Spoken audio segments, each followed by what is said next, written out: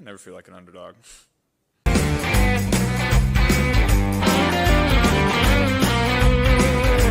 me tell you about a guy named Joe. He grew up in Ohio. He's small town like me and you. From Athens to LSU. Now he's the king of the AFC. Jackpot Joey. He's got rose-colored Cartier, cigar smoking protege. Got diamonds in his chains and ice running through his veins. He's the king of the AFC, Jackpot Joey. Cincinnati royalty, small town loyalty, still connected to his roots, wearing hero boots. He's the king of the AFC, Jackpot Joey.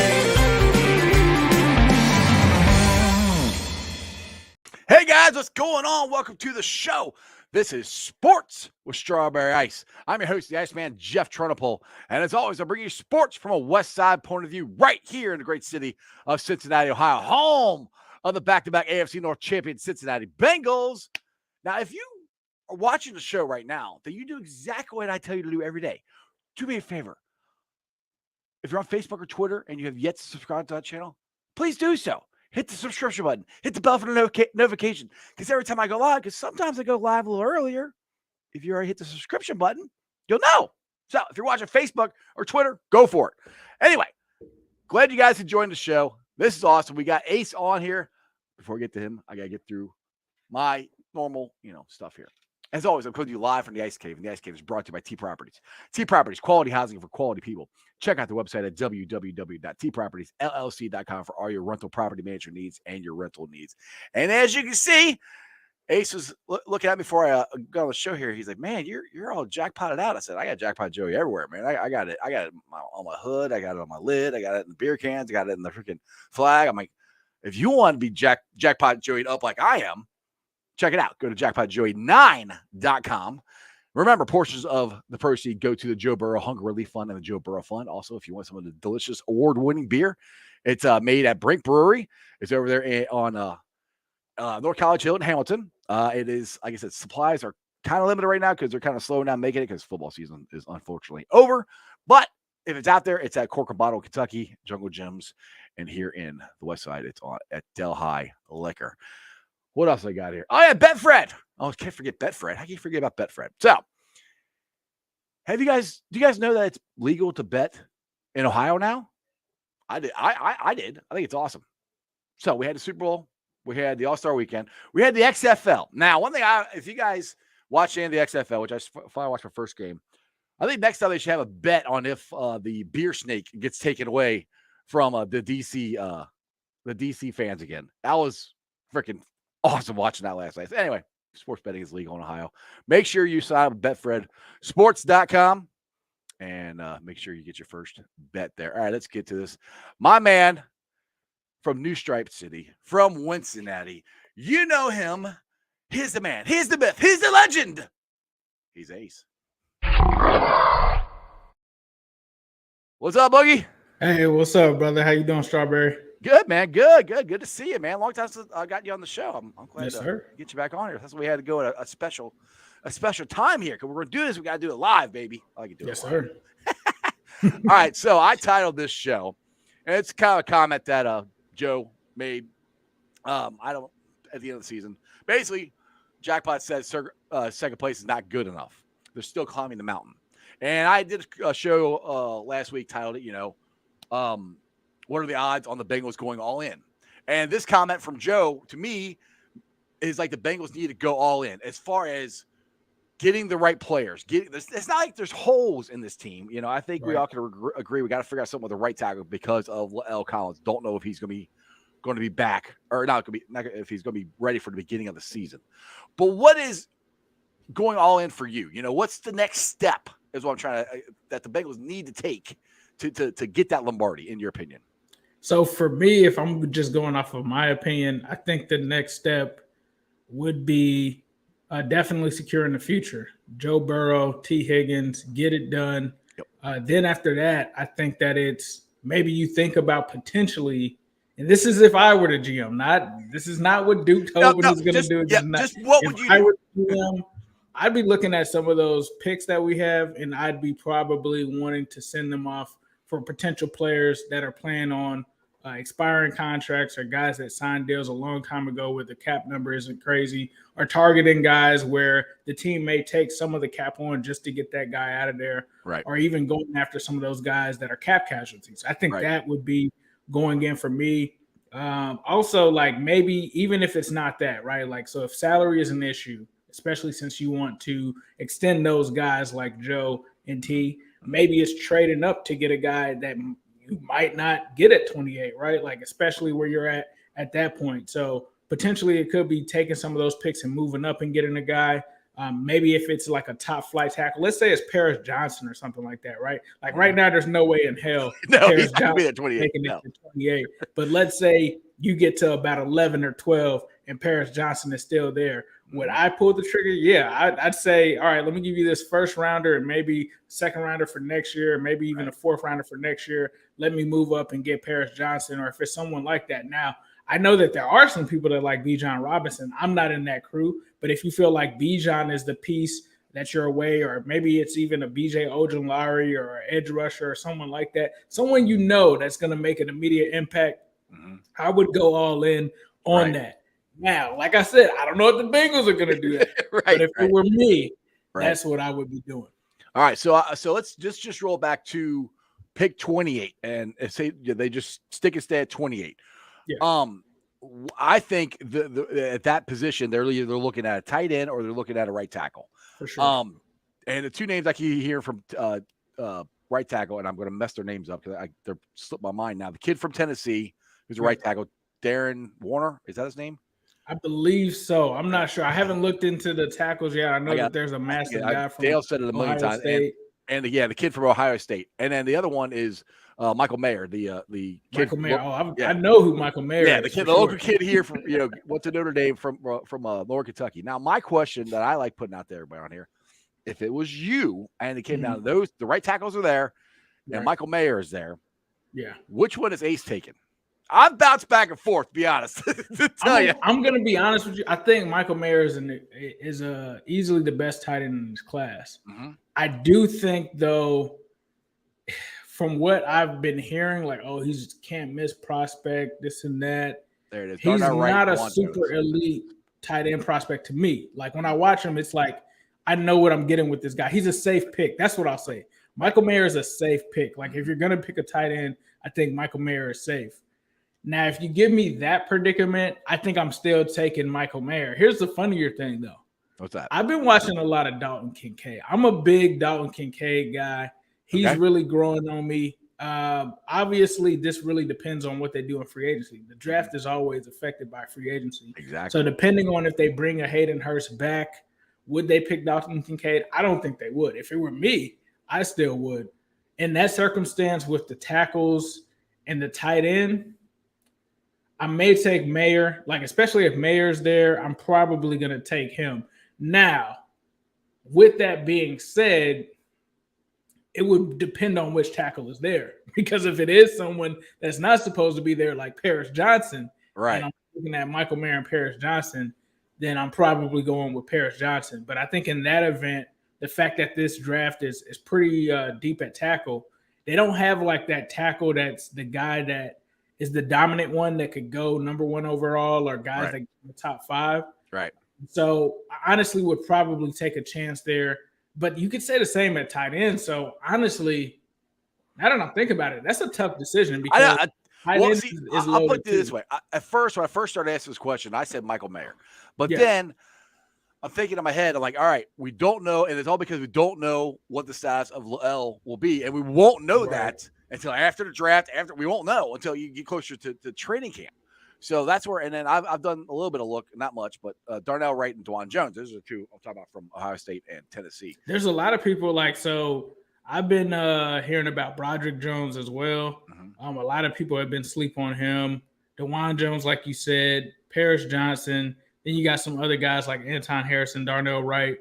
You got Cody Mock, who I think you can still get possibly in the second That's the round. thing, Ace. There's a lot of good tackles in this, and there's a lot of tight ends. So Right. for me, I'm like, to me, the need would be more of the tackle. So that's why I kind of lean more toward tackle, and then try to get the tight end. I still think we can get I know 60 is a big leap, but you can get a good tight end. That's what I think they're going to sign Hayden Hurst though too. That's where I'm at. So I think if I'm thinking about it from the Bengals' perspective, if that was on the board, I think they'd look at what corners are on the board too, because I think corner is an underrated need for this team. I think we saw a lot of it this season. I think we feel like if Cheeto was in there, not saying that Eli or CTB didn't play well, but there was a big difference with him not being there. Cheeto's a number one.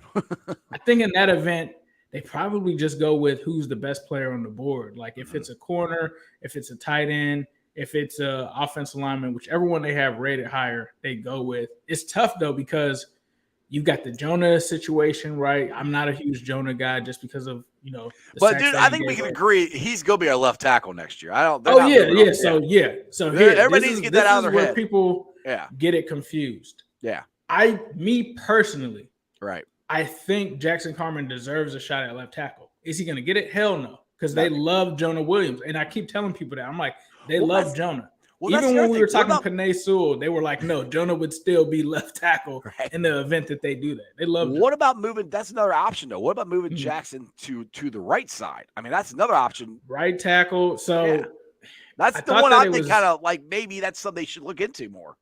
Yeah, I think it's possible. Trags, we had Trags on the show, and he said something very interesting. He said, I want to see what they do with La'el Collins, which that makes me think, is it possible that they could cut La'el, which is crazy because in my opinion, you're paying that guy $6 million. So like even if Jonah leaves next year and you draft a guy, you still got La'el that you could pay $6 million to. So for me, who knows? I think the funny thing is the original plan for Jackson Carman was for him to play right tackle. A lot of people forget that. Well, they weren't privy to it because I ended up speaking with someone like the day that the Bengals were drafting him, and they were like, yeah, can he play right guard for now? And at the time we had Riley Reef, right? And they were like, and next year, can he play right tackle? And they were like, yeah, that was the original plan. So everybody thinking that they originally drafted that kid to be a guard, that wasn't the original plan. I think right tackle would be in the realm. The thing that scares me about right tackle with Jackson Carman is this.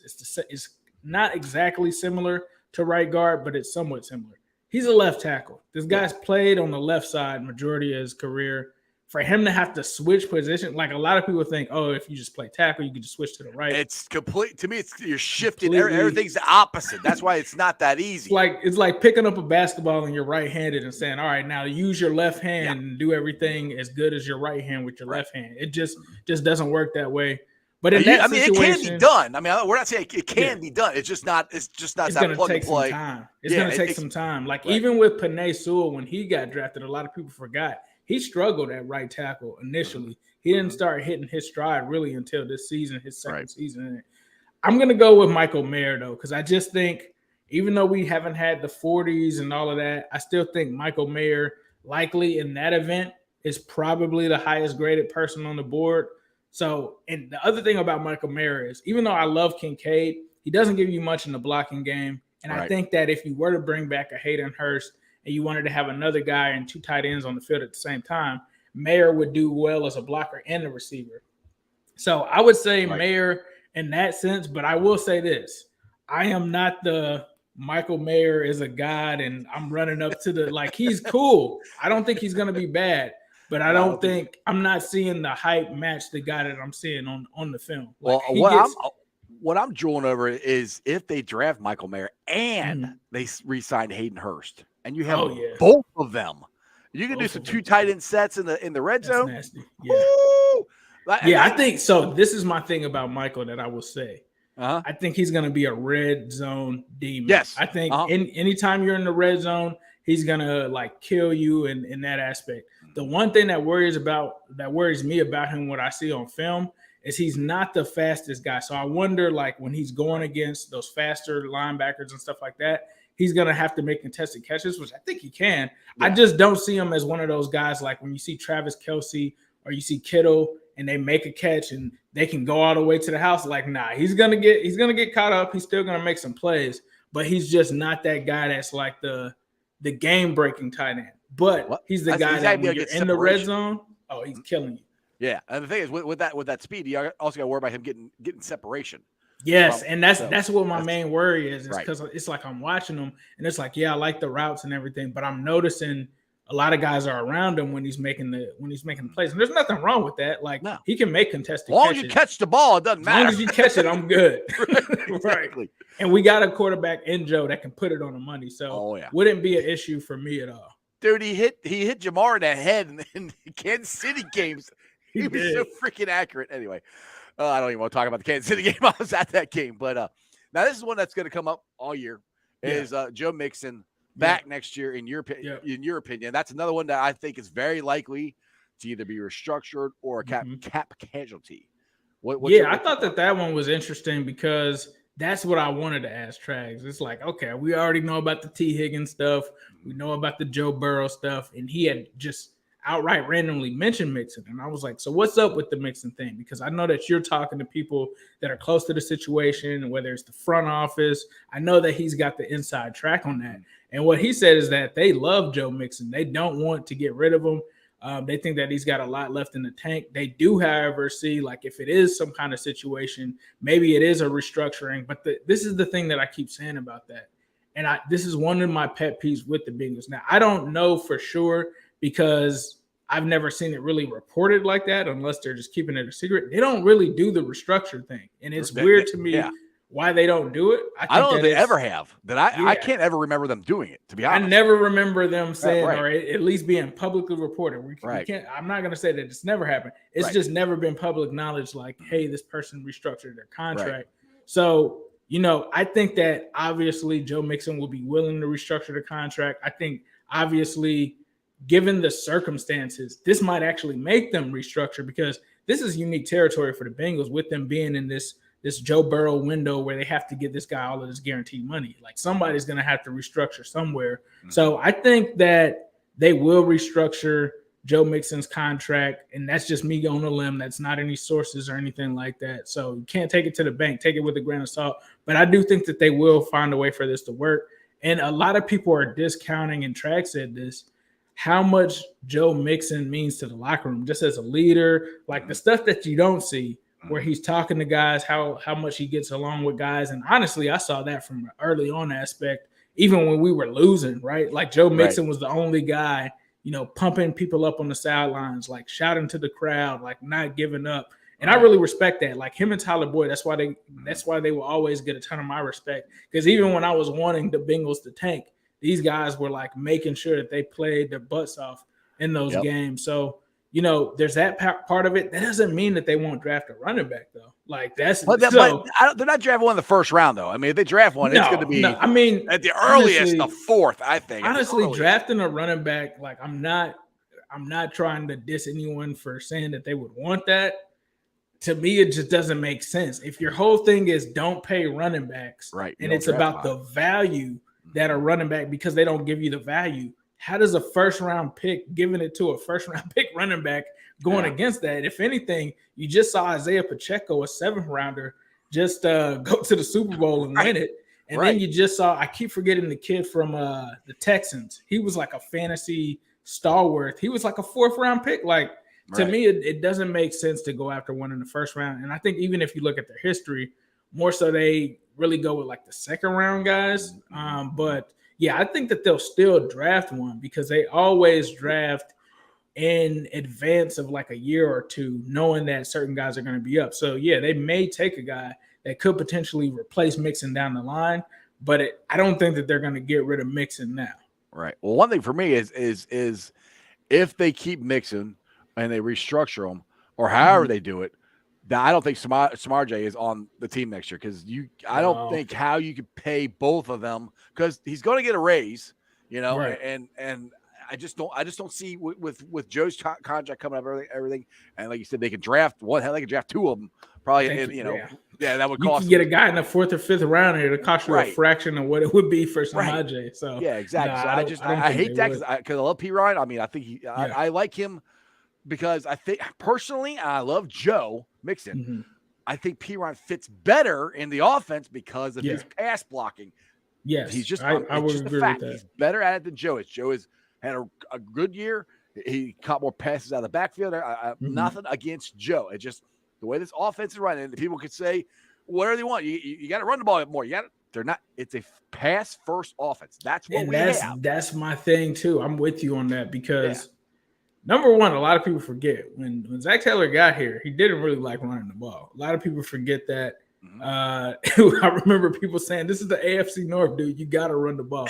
And the thing is, there's nothing wrong with him. I think he's definitely gotten better with mixing it up between the run and the pass. Definitely. But the offensive line is so bad that at moments, I'm not going to say that the starters are bad, but when one of those or two of those starters are out, it's so bad that you have to have a running back that can pass block and take on blitzers because those guys just end up blowing up the plays. And I think that's why Samaje played so much in the last game is because the offensive line was so battered. And it's funny because the original guy that was their blocker, that was the perfect person for that mode, was Gio. The issue was similar situation that we're talking about with Piron, having two running backs and paying them that much just doesn't make sense. So they had to get rid of him. I do think, like you said, though, even if the Bengals, like, say you're a guy that's like, oh, I don't want Joe Mixon. Whichever guy is coming in, he better be able to pass block. If he can't pass block, he's not playing in this offense.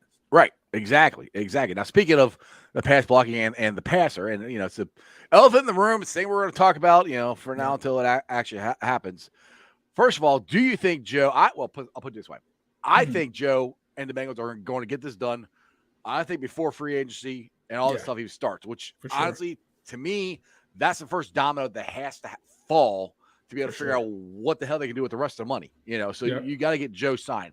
Me personally, I think it's going to be more like a Patrick Mahomes contract where he's going to be paid high, but they're going to structure it so it's a long-term – hey, hell, it might be a 10, 15-year contract. I don't know. A long one. So to spread the money out so we can sign T, we can sign Jamar, we can keep getting guys in here is the way I think they're going to do. Not necessarily Joe take less money, which maybe he will. I don't know, but I kind of doubt it. But what's your thoughts, Ace? I'm with you. I think it's really going to be that Patrick Mahomes, like Carson Palmer, like even contract where it's going to be 10 years, X amount of money. And I think if you really look at what the Bengals do, they generally do that with most of their contracts. Like you look at the Geno Atkins, you look at the AJ Green, usually they're looking for 3 or 4 years down the road at how much that position may balloon, and they're trying to lock in before those rates go up, right? It's just like a mortgage. Like you want to get in when the interest rates are low. You don't want to get in when they balloon up, right? And generally that's what the Bengals do. And I think that you are easily seeing that now with Pat Mahomes. That's already paying dividends off for the Chiefs because you think about the next 3 or 4 years, that number is going to skyrocket. I mean, they're talking about Daniel Jones wanting $40 million a year right now, which good luck with that. Good luck with that. If Daniel Jones gets $40 million, the Ratbirds are never going to sign Lamar Jackson. They might as well just trade him. If Daniel Jones gets $40 million, dude, I mean, Baltimore's screwed. It's insane. I think that they'll do, like you said, the 10-year deal. I think it will be structured in a way to where he knows likely the years that they would be trying to extend T. Higgins. He knows the years that they will want to extend Jamar Chase. And like Jamar Chase told you himself, Joe already knows how he needs to set up his contract to make that happen. And I mean, this is the one thing that I'll say about Joe Burrow. He just gets it. He enjoys winning. But he also is very, like, you always hear people saying, oh, he's cocky and this and that. He's humble as well. Like, I remember there was – he was cocky. He's just confident. He's confident. But he's also Baker very humble. Yeah, for sure. He's also very humble in the fact that I think Jamar Chase went live one time. And I don't even think Joe Burrow knew he was recording. I sucked that day. And he was like, I sucked that game. I got to be better for you guys. Yep. There are a lot of quarterbacks that will not say that. They will, like, think about Zach Wilson. Oh, do you think you could have been better? And he was like, no, I don't think that I could have, even though he was really the guy responsible for that awful performance that he put up. So I think Joe is the kind of guy that realizes, I'm the big dog, I'm the quarterback, but I need these guys to be as successful as I want to be. And he's not going to – I don't think he's going to take the Aaron Rodgers approach where it's like, yeah, go ahead, get rid of Devontae, make sure that I got my money. No, I don't think Joe is that kind of guy. So I think Joe, especially with him having endorsements and all of that, he's going to – I'm not saying he's going to take a discount, but he's not going to do something that's to the detriment of, yeah, we're definitely not going to be able to keep T. Higgins or Jamar Chase. I would think, this is just me, no sources or anything. If I'm Joe Burrow, I'm like, yeah, I'm not signing this unless you guys have a contract for T. Higgins set up as well. Right. Then I'm going down because obviously they're going to keep Jamar Chase. Yeah. So I think that he'll definitely take something that works to the benefit of the franchise and to a certain extent. So I think with the guaranteed money, he's going to get that. I mean, I think if he doesn't match Deshaun Watson, he's going to exceed him a couple $1 million. But I think that that'll still be okay for them, and they'll be in good shape to keep everybody. Yeah, exactly. Now, one thing, I had Jay Morrison from The Athletic, and I hear that podcast, Growling, last week, and he was talking about the same thing. What T said. T was on NFL Live, said, they asked him if you think you're a number one wide receiver. He was like, yeah. Of course he's going to say that. And then but Jay's like, well, does he want to take number one receiver money? Does he really not? I'm like, for what Jamar has said and what T has said, to be Ace, I think they've got to have talked about this between the three of them. I mean, sure. I put the LeBron James, D Wade, and Chris Bosh all talked about and figured out how to go to Miami together. You don't think three teammates, if they really want to stay together, that are on the same damn team, have talked about money? I mean, and honestly, they can make it happen. Like a lot of people are living in this world now where they're a little timid because of what happened with certain guys forcing their way out if they didn't get a contract in their third year and this and that. But honestly, at the reality of this thing is this: they could have T. Higgins for a whole another year, whole another season, right? Mm-hmm. They could have Jamar Chase for literally 3 more seasons. They don't have to pay Jamar Chase until 3 seasons from now. There's a lot of people just saying, oh, well, they got to pay him year 3, and there's no way that he should play under this and that. I don't know where that's coming from because anybody else that's in the T. Higgins draft class that was drafted in the second round, none of them are saying, give me a contract right now. Mm-hmm. Now, there was the A.J. Brown situation, and I think that's what's freaking people out because A.J. Brown, as we know, was not a first-round pick, did want to get that contract done. But I don't know if he ever said, I'm not playing if you don't pay me. I think they just panicked and traded him for whatever they could get because they knew the contract would be expensive. They damn near gave him away to Philadelphia. Yeah, I don't think it was a situation where he threatened, I'm not going to play. I didn't even hear anything about it. All of a sudden, he's traded to the Eagles. I'm like, what? Yeah. You're and for them, it was a different situation. They had already paid Tannehill. They had paid all of that money to Derrick Henry, right? So I think it was a different situation. So at the end of the day, I think they'll definitely make it work. Now, here's the thing. If those 3 stay, there's going to be some other guys that are going to have to go just because it just is what it is. We can't keep everybody, but those 3 you have to keep. But me personally, I'm good with that. If you just told me I got those 3 for another, second contract length or second run, I'm good. I'm perfectly good at that. Hell yeah. Now, a lot of people might not be. There's some people on defense that you might be like, oh, we might lose them, but that's just how it goes, fellas. It's an offensive league. I mean, let's be honest. I mean, if you're gonna pay money, put it on the offensive side. I mean, for me, the guys that I don't think are coming back that are free agents this year. Obviously, Jesse Bates, we've said that. I think we all know he's probably gone. And I hate to say it, but I think Jermaine Pratt's gone as well, too. Because, I mean, and that's where Akeem Davis-Gaither and Marcus Bailey are there to, I won't say replace, but to go in and try to replace Pratt. Yeah, Pratt is a dog. Pratt is, but yeah, I think you're right. They're at least prepared with somebody there. It's not like, Von Bell leaves. That's the one. Yeah, we got to keep Bell. We can't lose. That's where we'll go back to where you talk about the DBs. That's where I'm like, we cannot. If we're going to lose Bates, we can't lose Bell. We can't lose both of them. You can't lose both your starting safeties. That's too big of a loss. So I'm hoping they'll re-sign Bell. But that's where I also go. Is the DB more important in the draft? And because if there's some kind of shocking situation, which I don't think this will happen, especially talking to Trags, it seems like Von Bell would definitely love to come and play, especially with Lou. Now that we brought Lou back, we got everybody back. Drew Walters is back, dude. We got everybody back. I think it was dicey from what I was hearing from Trags. It seemed like it would have been dicey for Von Bell if Lou wasn't back. Now that Lou is back, it seems like it's kind of a foregone conclusion. And this was a guy that took less money to come here anyway. Let's hope that, but let's just say he is gone. Then you do have to look in the draft and say, yeah, because I'm Tyson Anderson. I liked him coming out. He has zero experience. And 2 safeties starting with not that much experience. I don't know, man. I might have a panic attack if they don't take a safety. But we'll see what happens. I got one for you that I would have a hard time rooting for, but I would. Well, they drafted Joey Porter Jr. Ooh. Honestly, I kind of want to see that happen because it's almost like karma. I want to make Joey Porter come here and root for the damn Bengals. I would love that. It's like, you don't want to, but you have to now. You're not going to root against your son. Seeing Joey Porter, I would pay for that. Seeing Joey Porter be in a Bengals jersey and having to enjoy it. Oh, dude, he'd be so mad. He'd just be pissed off the whole time.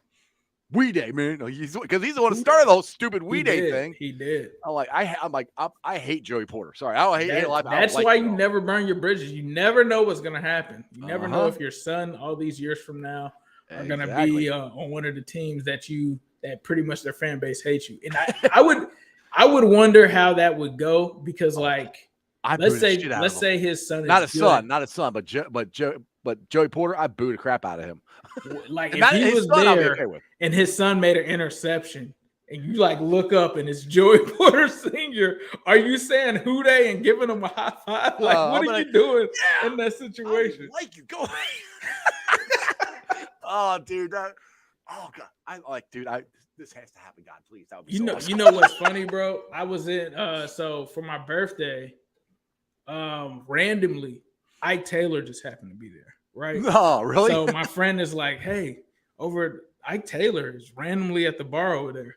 I went up to him and it looked like he was stressed out. I don't know what was going on. He was watching the game. Yeah. And then I was like, put my arm around him and I was like, who they? And I walked off. I was like, what's up, bro? And I was like, who they? And walked out. Yeah, I love that. There is a question in here. Yeah. All right. William wants to know, would you guys want to get Ramsey as a cornerback? Not me personally. Ramsey is falling off a cliff. I don't know if you guys have watched him. He's got torched up. I mean, the personality of Ramsey, he's definitely Hollywood. I think he originally was a guy, when he was in Jacksonville, he kind of liked playing in that small market, but when things went left, he kind of sold out and went to Hollywood. Well, sorry, the Bengals torched him. We killed him. Him. It wasn't close, Jalen Ramsey for me, I'm just gonna keep it a buck. You can call me a homer. This is straight facts. Eli Apple has played better than Jalen Ramsey. Now, if we want to go back to prime Jalen Ramsey, sure, it's not even close. Yeah. But this Jalen Ramsey, no, I've heard a lot of excuse making. I've heard a lot of lack of accountability. I don't know if he's the right locker room fit. I'm sure people would say, oh, Jalen Ramsey, but some guys at some points are just a name. I just saw Kevin Love signed to the Heat. I can't get super excited about that. This is Kevin Love in 2023. This isn't Kevin Love from 5 years ago. Yeah, he wasn't even playing for the Cavs. Yeah, he wasn't even getting playing time. But you're going to hear, oh, Kevin Love to Miami. They're probably going to go crazy down there. But I'm like, at this point, Jalen Ramsey, to me, no disrespect if he is listening to this, he's just a name. He's not that guy. Michael here says he'd rather have Ronnie Lott than Ramsey. Ronnie Lott right now at his age instead of Ramsey. Now, see, I mean, I'm kind of, I don't know. I wouldn't mind at least taking a shot at him. Nothing big. I'm not giving him money. I mean, if it's if you get him on the cheap and he's trying to make a comeback, because it's like a Stephon Gilmore Colts 1 year deal. Right. James Bradbury, sure. Yeah, sure. I would do that, but I'm not paying him any money. No, I mean it's just a prove-it deal, something like that. You're gonna worth a shot because he was. You're gonna have to do a whole lot of stuff, but right, exactly. So that's where I'm like, But dude, I keep thinking about Joey Porter Sr. in the gym. Would you rather have Joey Porter Jr. or Jalen Ramsey? It's easy which one I would want. I'd rather have a young corner. Hell yeah, absolutely. Now, what do you speaking of young corners here? And I think Juice Cam Taylor-Britt had a hell of a season. I think Dax Hill had an up and down season. I think a lot of it was because he is more of a safety than a slot, and or corner, I should say. And he was covering the corner a lot this year. This next year, he's going to be the starting safety. What's your thoughts on those two? Because most likely, I think they're both going to be starting. I think he's going to be Cheetah Bell, Hill, and CTB as a corner or secondary. That's what I think the starting secondary is going to be. What's your thoughts on how, if that's what it is, moving forward as our future secondary? I think that's a good secondary. I think it's very solid. I think it's also, if I'm being real, it's one that has question marks, right? Mm-hmm. Especially when you talk about from a durability standpoint, because CTB did get hurt last season. Cheeto got hurt last season. Cheeto's coming off a knee injury.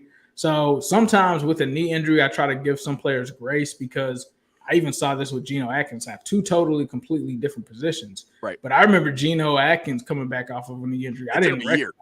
It took until the next year for him to come back. Right. So, Cheeto might not be human. He might be a cyborg. He might come back immediately. I'm looking at that. I think for CTB, I think he plays well. If he's healthy, I think he's good. The only issue was he did have, a couple injuries last year. How does his body adjust to that going into year 2? Can he avoid those injuries? If he can, I think that we've got a steal there in Cam Taylor. Oh, absolutely. Dax Williams, I got some questions, man. I said Dax Williams. Dax Hill.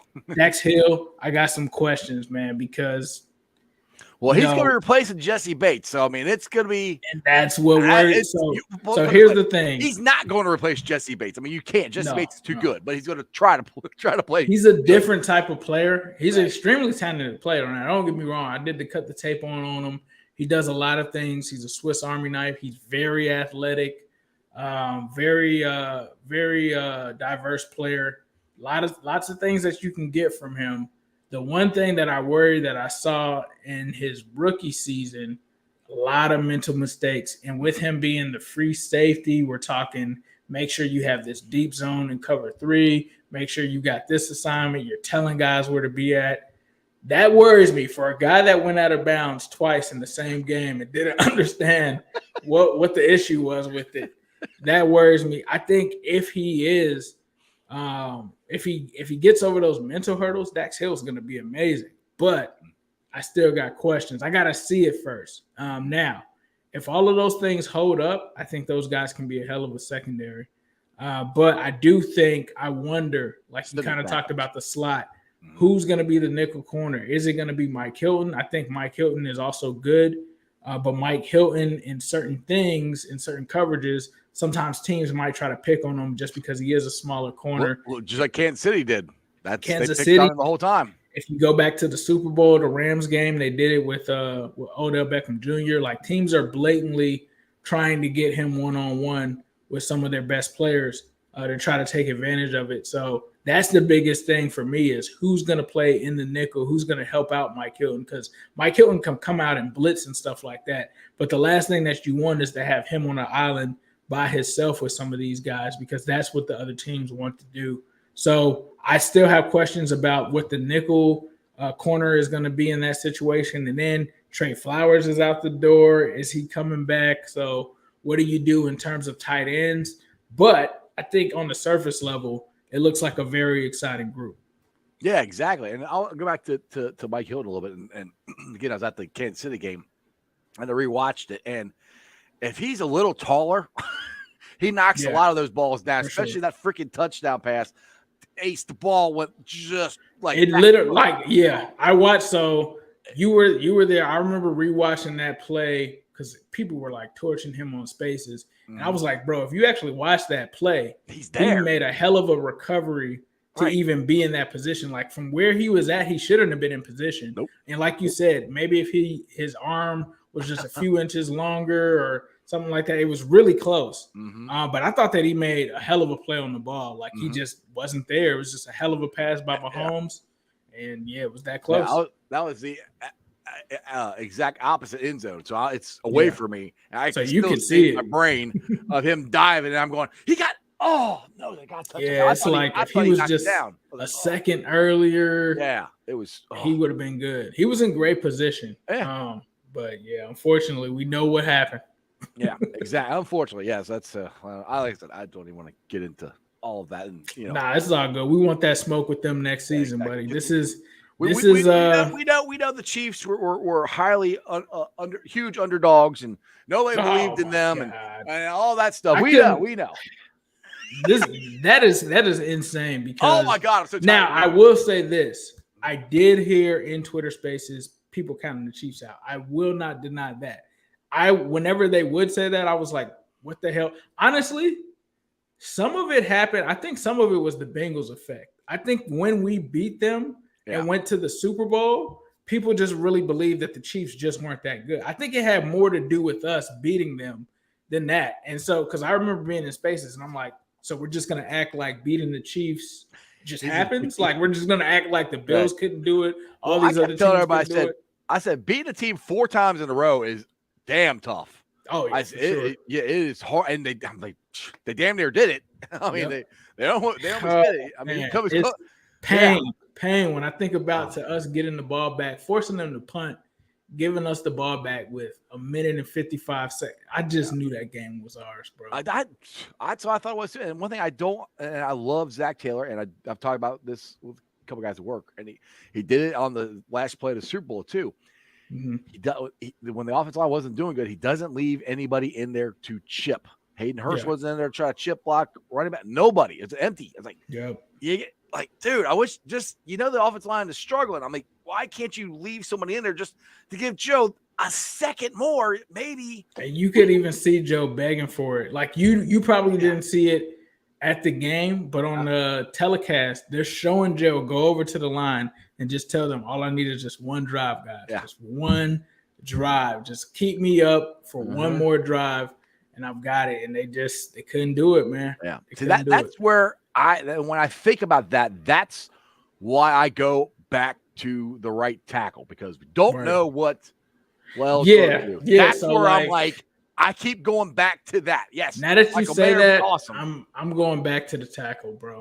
I'm going back to the tackle because if I can get Kincaid, which I don't know, I think he's going to be second tight end taken. But if I can get Kincaid in the second round and I can get a right tackle in the first, give me a right tackle. Bro. Right. I mean, this is the whole reason that I was even on Team Sewell. I love Chase and everything. It was never anything against Chase. It was just us seeing these guys like Joe really be in a game, being able to make the play, and he can't make it because there's a guy in his lap. Now that you say that, all I keep thinking about is Chris Jones coming off the edge. I'm getting PTSD. The thing is, too, and everybody keeps acting like our offensive line was awful. When all 5 guys were starting, people forget we won 10 games in a row. Yep. 10. And the only guy, so he was one of the least stacked quarterbacks. If I'm being real, the only guy that was kind of you didn't know was Jonah. Like certain games, Jonah would play well, and maybe a little bit of it is the dislocated knee, obviously. Oh, right? I think they had a lot. He had 2 of them. He dislocated the one. I think it was in the Cleveland game and came back and missed the rest of the drive, or 6 plays. I think it was. And came back. You dislocate your knee. I don't give a shit. It's hard to move. That was the only guy where you're like, okay, he may give up a sack, but even if he did, it was like, all right, you're probably only giving up 2. Like between him and Lyle, you're like, all right, at most you're giving up 2. It wasn't like 5 or 6. Well, the thing is, people say, well, he can't block Myles Garrett. Like nobody can block Myles Garrett. No one can block Myles Garrett, but he did. I remember telling people that too when they were. Now this was coming off of the season where Jonah had a good season. And I was telling them, I was like, he still can't block Myles Garrett. Because I remember watching some of his matchups with Myles Garrett. But like you said, no one can really block Myles Garrett. The one thing that I always get mad about, because since I'm on AFC North, I got to watch these other teams play, right? Anybody else, whenever they face Myles Garrett, they're doing double teams. They're doing triple teams. They're not trusting anybody on an island with Myles Garrett. Like even the Ravens, even though they have Ronnie Stanley, right? They're triple teaming this dude. They're not saying, hey, Ronnie, you go one-on-one with Myles Garrett. The Bengals are. I was like, please stop doing that. Let's you got just stop doing that. But that's the thing, is that's their narrative that I want to try to get out of Bengal fans had, though, that we need to like totally redo this offensive line. And really, if L doesn't get hurt, we probably don't have to draft one. We're probably okay. Yeah. Hell, Ace, look, if we had, I'll put it this way, if we had, the right guard, you're talking about Kappa. Kappa, thank you. I can't want to say Karma. If we had Kappa in that game, I think we win that game. Yeah, I think because it was Sharping was one. I mean, Identity didn't play great, but Sharping really played bad. Sharping played like him and Identity together. Right, was a bad combination. That was a nightmare. Get Sharping out of there. He's a free agent. That guy can walk. I will drive him to the Greyhound station. All right. I will get a ticket from Florida, fly up there, rent a car, drop him off at the Greyhound just for Max Sharping to get out of there. The one thing that I do think they need, though, they got to get some depth. They got to get a quality depth guy that can come in, that whether it's like if it's for Hakeem Identity or if it's for Jonah or whoever it's for, if it's for Kappa, they've got to have someone that can come in there. The other thing, though, why tackle is important as well is because Jonah, in my opinion, I would think Jonah's gone because there's no way that you're going to pay Jonah Williams, in my opinion, $20+ million a year for how he's there. I think how he's playing. Yeah. So you got Carmen, but then if you do move on from Lyell, and this is 2 years from now, you still need that tackle. So this, oh man, I honestly think if the Bengals knew what they knew now about Jonah, if they knew about 2022 Jonah instead of 2021 Jonah, I don't know if they would have exercised the option. Right. But now they're pretty much pigeonholed into paying him this $13 million, knowing that they probably won't have him after that. But then there's a situation where how can you even put this rookie guy in? It might end up being another Dax Hill situation where you have like the guy just sitting on the bench. But maybe that's a good thing because if one of those guys do get hurt, then you go and grab that rookie and throw him in there. Here, Pork Chop here's got something for you. He said, Ace, talk about Darnell Washington. I hear all the Kincaid and Meyer talk and agree, but why not Washington? This man is a monster and would pair up great with Hurst. I honestly think Washington is a monster. He's not as polished as those other two guys, right? I think, honestly, him and Michael Mayer have a lot in common in terms of some of the things that they struggle with or that they appear to struggle with. I just think Michael Mayer is more polished where he'll know how to deal with it, whereas Washington, I'm not so sure. I think Washington, though, I think he has a higher ceiling than all of these guys. This guy is an athletic freak. He's 6'8", 270. And the craziest thing that I hear is, oh, he's almost a lineman or something like that. I'm like, dude, he's 5 pounds heavier than Michael Mayer. Like, what are we doing? What are we doing? What are we doing? Yes, he is big, but it's not by that much. I think he has the best potential, especially as a blocker. Honestly, if I'm being real, I think if we bring back Hayden Hurst, I think he's the guy that actually makes the most sense because he can step in day one and be a very good blocker. But is he a guy that you can depend on, year one to make an impact? That's to be seen. The only thing that I'll say is this. There's a lot of people talking about, oh, well, he played in the system at Georgia with, what is the other guy named? His Brock Byers or something like Brock Bowers. That guy. So here's my thing. Like, they're like, oh, why was he sitting? When you play at the best teams in college, you're going to sit, bro. You're playing at a team that just won a national championship, twice in a couple years? Like, I mean, that means that the team is talented. That means that there's guys that are going to start over him. But from what I hear from when he was in high school, apparently he was a hell of a prospect. He was like a 5-star guy. So with Washington, it comes down to one thing, and it kind of makes me worried. It comes down to how well can James Casey develop tight ends that aren't ready. I've seen him develop one with Mitchell Wilcox. Drew Sample was a nightmare. All right. You don't think they're bringing Drew back? Oh, I hope not. I hope not. Sorry, Drew. But I haven't really seen him develop much. And I think that the reason that you might lean Kincaid or at least Michael Mayer from a receiving standpoint, that there's not much to develop there. Now, he may have the same situation with Kincaid when it comes to teaching him how to block. But I think Washington is going to be a monster. I just don't think it might be year one. he might be one of those guys where he puts it together like year 2 or year 3, just based off the athleticism and what he can do. But yeah, I still think that he's got a chance. I don't think you would want to take him in the first round though. But at the same time, I don't know if he's going to make it to our next pick in the second round because that's what's so hard about. Yeah, I love picking late, but it's so hard. It's a gift and a curse because if this guy is someone that someone might say, hey, F it, I'm going to take a chance because this guy's 6'8", 270, and let's just say he runs a 4.5 or you know, a high 4.4. Like, let's say he runs a 4.49. Somebody's drafting that guy. Somebody's picking him just to say, I can mold him into this and that. Right. So for us, I think that you should consider him. I would say realistically, you probably would look at him in the second round. But if I'm being real, somebody's going to overdraft that kid. So if you are there at 28, and let's say Mayer's going, let's say Kincaid is also going, then I think you consider it. I don't think he's off the board at all. Well, that goes to my theory of right tackle and 28 and maybe a tight end at 60 is kind of where I think they're going. They're William here say I heard they might be drafting a punter. I don't know if I want to waste a pick on a punter. I don't know. I mean, if it's a 7th rounder, 6th rounder, 7th rounder, at that point I don't care. You don't want to do it in the 4th round. 5th round, maybe. Like if it's so, the one thing I will say is field position is extremely important. You know, if Chrisman is not being consistent with the punts, which I think I've heard some numbers where they were pretty bad in terms of the air time and stuff like that. Into the game, yeah. Sure, you do it, but it's for me, it's got to be in the 6th, 7th round.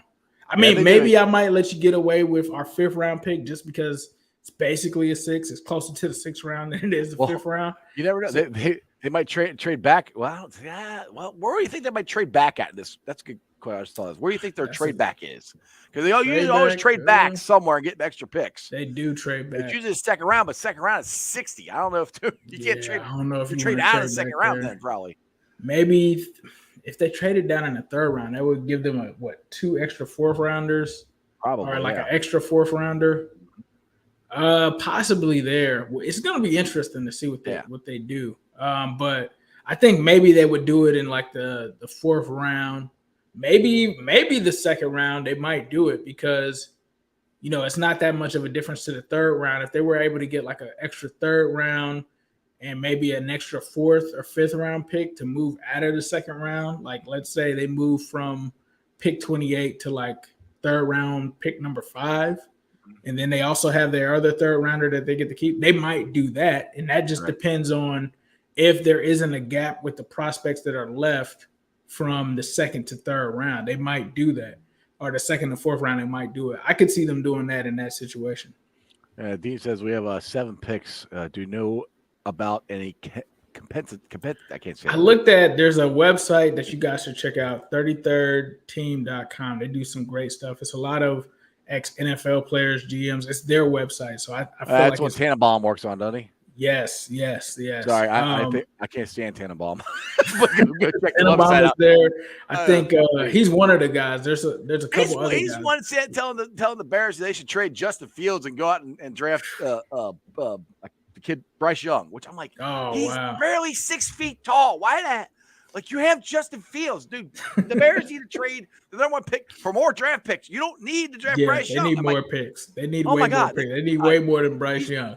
He's also the one that said the Bengals, they draft Jamar Chase. They should never be able to draft anybody again. Like, sorry. Yeah, they got Bill Polian. I think they got Tannenbaum. They got someone else. Tannenbaum. Yeah, Polian is there, so he might even it out for you. But I say that to say this.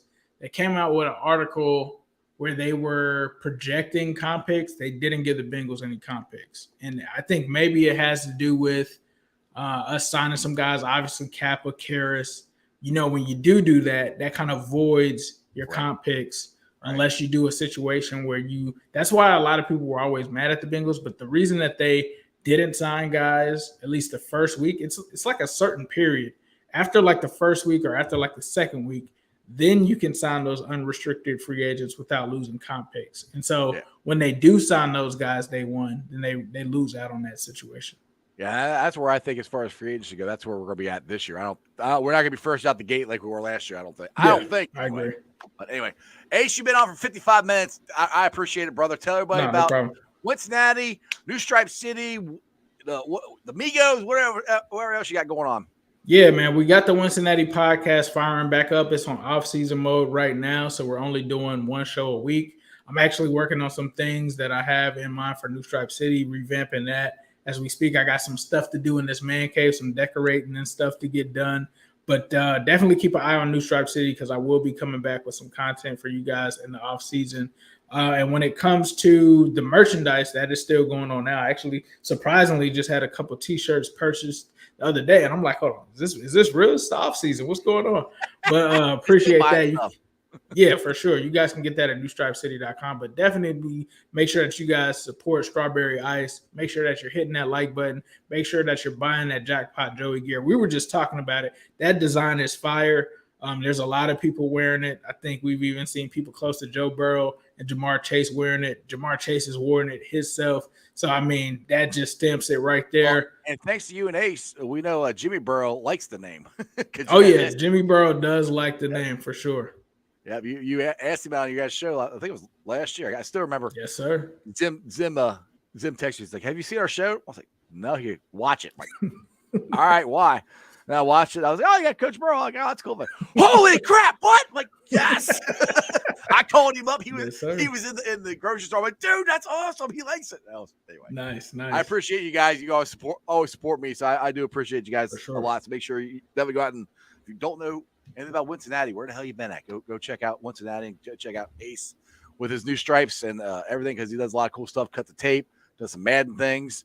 He's got the Migos. He's got all kinds of. Zim's got the baby Burrow babies. So you guys got a lot of cool stuff going on. Ace, as always, brother, I appreciate you coming on, and we're getting this Lombardi. It's going to happen, sir. all right? It's happening. Coming. Exactly. It's happening. For sure. Who day, brother? Who day, bro? All right, guys. Hope you enjoyed that as much as I did. Like I said, go check out Cincinnati. Go check out Ace. And go check out Zim because Zim is going to be on the show tomorrow. So we're having back-to-back Cincinnati podcast here. So let's get to the Facebook groups that will let me live stream. And I appreciate every single one of you guys. And thanks for everybody who's joining the show live. I came on at 3:30, a lot earlier because Ace he's got something at 5:30. So I was like, we can go at 3:30. That's why I always tell you guys, you should subscribe. So, and you hit the notification, you hit the like, hit the bell for the notification because every time I go live, you'll be notified. So that's why I say do that. Anyway, all right, Facebook groups. They are Who Dey Nation, Who Dey Legion, Bearcat Ruckus, Radical Reds, the Ohio State Bucknuts, the Ice Bar, and then you can follow me on all my social media platforms, all under sports with Strawberry Ice. I'm on Facebook, Instagram, Twitter, and TikTok. Twitter handle is at Jeff A. Trenopole. TikTok is at Iceman90. I'll be pulling a sign off later on tonight, putting it on the podcast, so you can check it out if you want to listen to anything that me and Ace talked about. It's on BeanPod, Apple, iTunes, Spotify, Google, Stitcher Play, pretty much wherever you get your podcast. Please make sure you rate, like, and review. Give me a 5-star review. Leave a comment so more Cincinnati fans can find my podcast. YouTubers, I love you guys, but for some reason I'm going backwards. I'm at 2,111. I was all up to 2015, and then I lost 4 people in the last week. So we're going in the wrong direction. I want to go up, but I appreciate you guys every single day. So thank you for subscribing. Please, if you know a friend, or not a friend, y'all know a friend. If you have a friend, have a neighbor who has not subscribed to Sports Strawberry Ice, please grab their phone, type it in, and make them subscribe. I'd appreciate it. All right, tomorrow, like I said, we're going to have Zim on. Had Ace on today. We got Zim on tomorrow. We had be discussing some more Bengals stuff. I hope you guys enjoyed it. I had a blast with Ace. Go check him out and Zim. And they had Trags on. Trags, I love Trags. I had him on my show multiple times. He was on their show last week. Anyway, other than that, that's just sports, baby. See ya!